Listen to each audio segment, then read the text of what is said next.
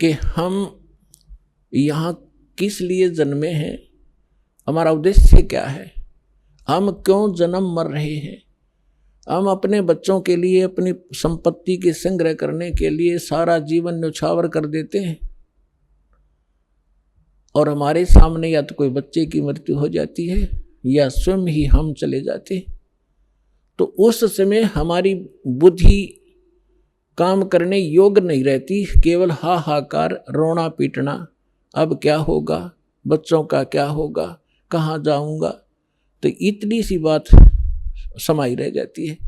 तो यहाँ परमात्मा हमें याद दिलाते हैं कि अब आपको एक विकल्प दिया जा रहा है कि आप ये साधना करो जो शास्त्र अनुकूल है, और शास्त्र अनुकूल साधना इस दास के अतिरिक्त इस विश्व में नहीं है। कुछ दिनों में बुद्धिमान हो, आपके रूबरू सारा ज्ञान होगा। उन महापुरुषों का भी दास दिखाता है, साथ के साथ ये मंत्र बताते हैं, ये मंत्र बताते हैं, ये ज्ञान सुनाते हैं, और ये वास्तविक ज्ञान है, ये वास्तविक मंत्र है, ये हमारे सद्ग्रंथ प्रमाणित करते हैं। और ये उन्हीं महापुरुषों ने इन मंत्रों का जाप किया जिनको आप मोक्ष प्राप्त मानते हैं, उनके इतिहास से आपके रूबरू किया जाता है, जिससे एक इस उलझे हुए गुत्थी को समझाने के लिए एक पॉइंट के ऊपर ढेर सारे प्रमाण आपको दिखाने पड़ते हैं। जब पिछला रंग हटता है और तब जाकर यह ज्ञान ग्रहण होता है। तो जो प्रसंग चल रहा है कि हम जैसे कई भक्त कह देते हैं कि आपके जैसे कबीर पंथियों से हमारे भक्त मिलते हैं, या राधा स्वामी वालों से, धन धन सतगुरु वालों से, ये ही ज़्यादा भगवान उस सतलोक का ठेका ले रहे हैं कबीरपंथी। और ये वो नकली कबीरपंथी, कबीरपंथी हो तो फिर तो बात खत्म हो जाती। पंथ माने मार्ग, वे जो भगवान ने रास्ता बताया कबीर साहब ने, वो कबीर पंथ है, वो कबीर के जी के द्वारा दिया गया मार्ग है, वो कहते हैं कबीरपंथी।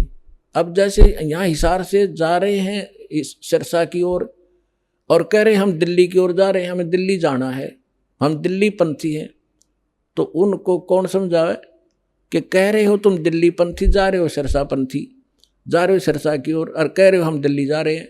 तो ये कहते हैं कबीर पंथी और जा रहे हैं काल के पंथ पर।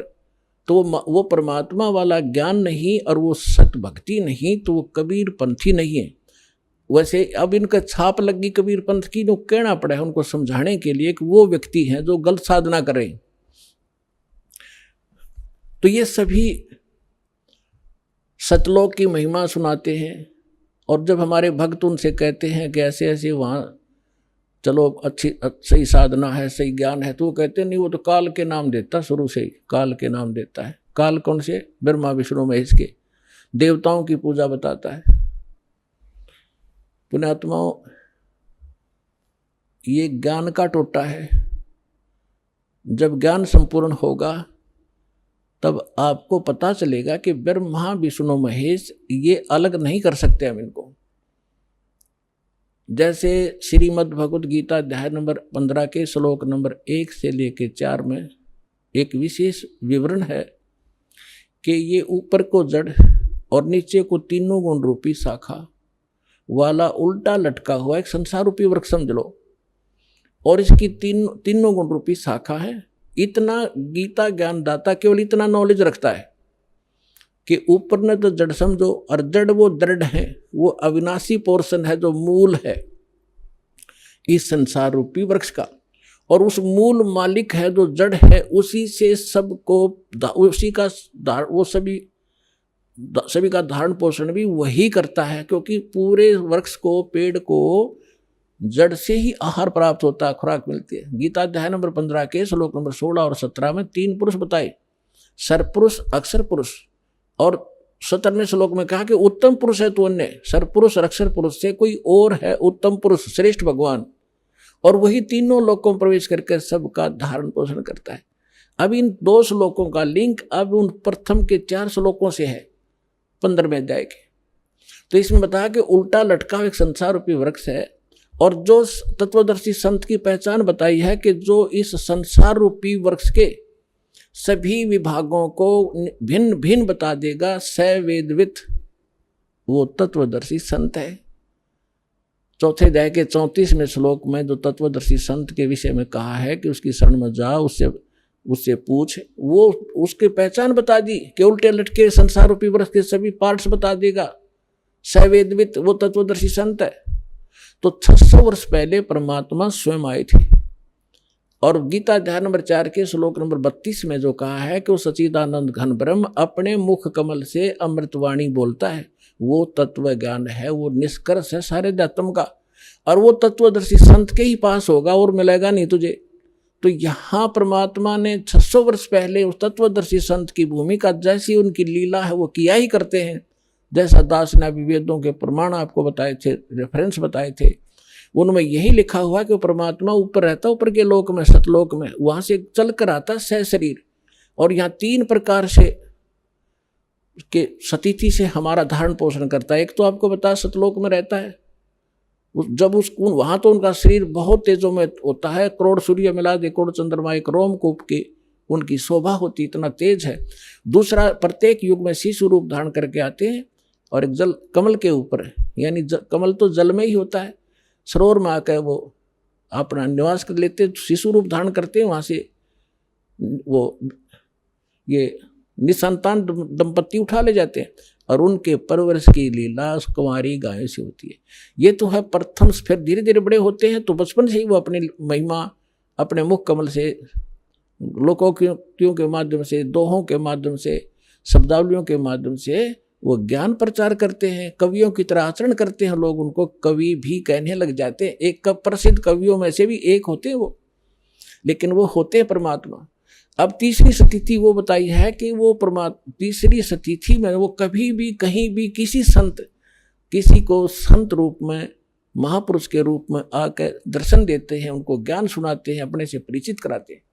तो तीसरी स्थिति वाले महापुरुषों में से दास आपको बहुत बार बताते हैं, आदरणीय धर्मदास साहिब जी को मिले, आदरणीय मुल्कदास साहिब जी को मिले, आदरणीय नानक देव साहिब जी को मिले, आदरणीय दादू साहिब जी को मिले, आदरणीय मुल्कदास साहिब जी को मिले, आदरणीय गरीबदास साहिब जी गांव छुड़ानी जिला झज्जर हरियाणा वाले को मिले, आदरणीय घीसा दास साहिब जी गांव खेखड़ा जिला बागपुर हो गए उत्तर प्रदेश वाले को मिले, आदरणीय रामानंद जी, स्वामी रामानंद जी ब्राह्मण थे, 104 साल के, जो परमात्मा उस दूसरी टाइप की लीला कर रहे थे, शिशु रूप धारण करके 5 वर्ष की आयु में लीला कर रहे थे।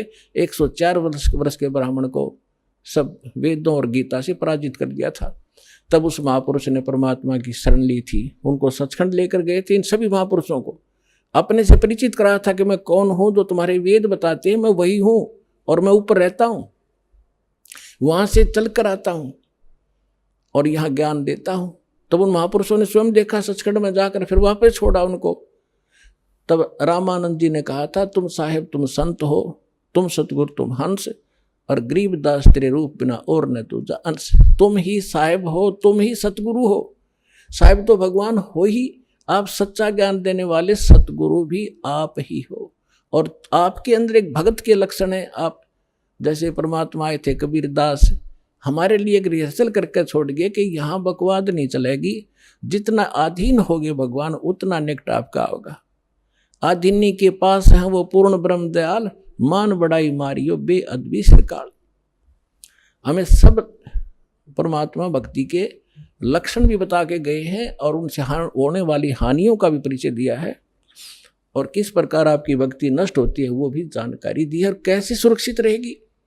जैसे माता गर्भ को रखे यत्न बनाए, ठेस लगे तो छन होवे तेरी ऐसे भक्ति जावे।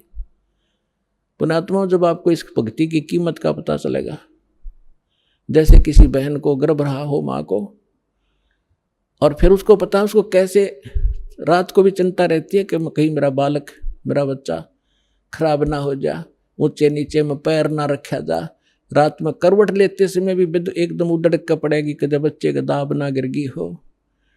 तब वो गर्भ रूपी लाल को वो सफल करती है। इसी प्रकार परमात्मा बताते हैं, जैसे माता गर्भ को रखे यत्न बना और ठेस लगे तो वो खराब हो जा तेरी ऐसे भक्ति न साव। तो इस भक्ति के अंदर आपने मर्यादा गढ़नी जरूरी है, सावधानी। अब परमात्मा ने आपको सद्भक्ति भी मिल गई, दास भी मिल गया, आपके अंदर भक्ति प्रवेश भी कर दी। अब उस लाल को आपने सुरक्षित रखना पड़ेगा। जरा सी लापरवाही में वो बात भक्तिहीन हो जाओगे, फिर वहीं की वहीं फिर स्टार्ट होगी नए सिरे। तो इससे इतना डर के इस भक्ति को सफल करो। अब जो प्रसंग चल रहा है कि अब हम इसको कैसे सफल करेंगे और कैसे हमें प्राप्ति होगी परमात्मा की, ये इसमें मूल कारण है।